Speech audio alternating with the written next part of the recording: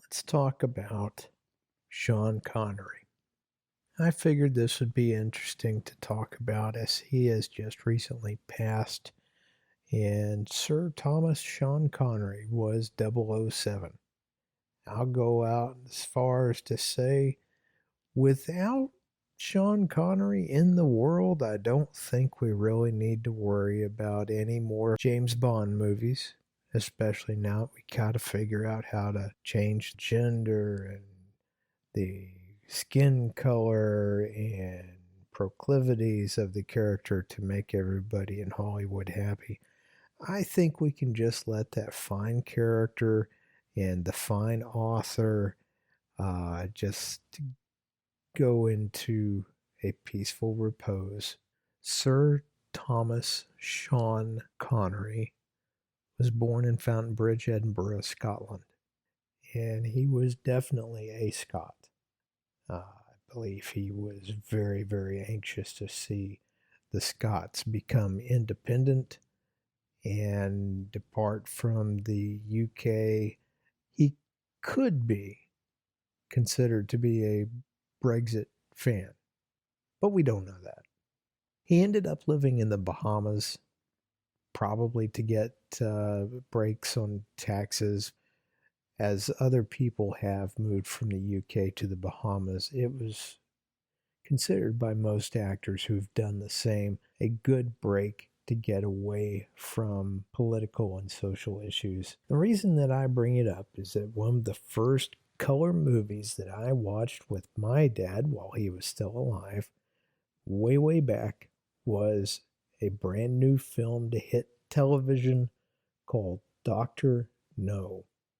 The concept of a spy with a license to kill out doing whatever it took in order to save the national interests from evil communists or madmen. That was a fantastic, wild idea that just roared with adventure and testosterone and very amazing cars and guns, which I was a fan of even as a little kid.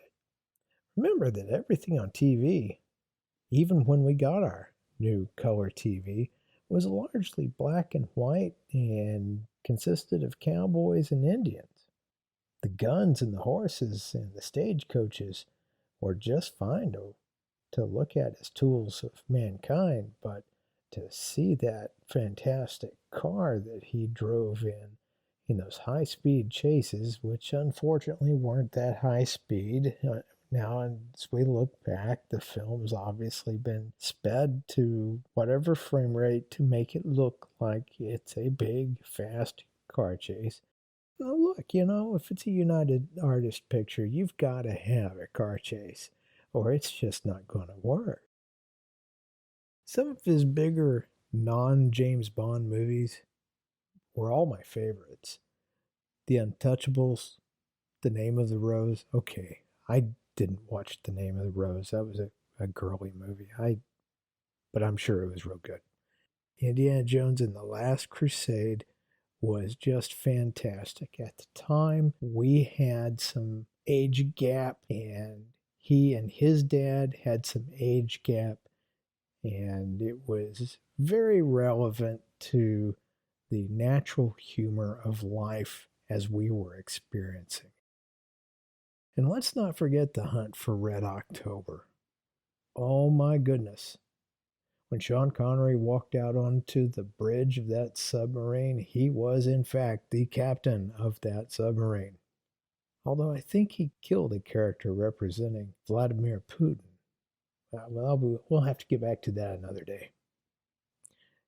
Sean Connery was a Navy man, served for 3 years, and then was discharged for medical reasons. Received a Commander of the Order of Arts and Letters from France, something from the British Academy Film Fellowship, Kennedy Center honors, yeah. But he was knighted in 2000 by Queen Elizabeth II. Now that's a good place to start with some honors, right? He was highly respected for the way his knees looked in a kilt. Women seemed to go for that. He also competed and finished third for Mr. Universe. Well, let's not forget about The Highlander, which was a more watchable movie because of his participation in it. He did play Robin Hood and later played the King or the Black Knight. So that's just some passing thoughts on Sir Sean Connery.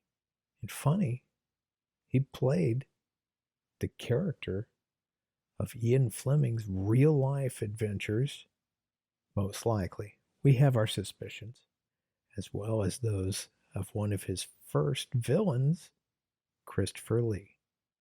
We'll come back to those thoughts later. This is Lonnie Webb. Please press like, subscribe, and share. Hit that little bell so you'll be reminded when videos are available.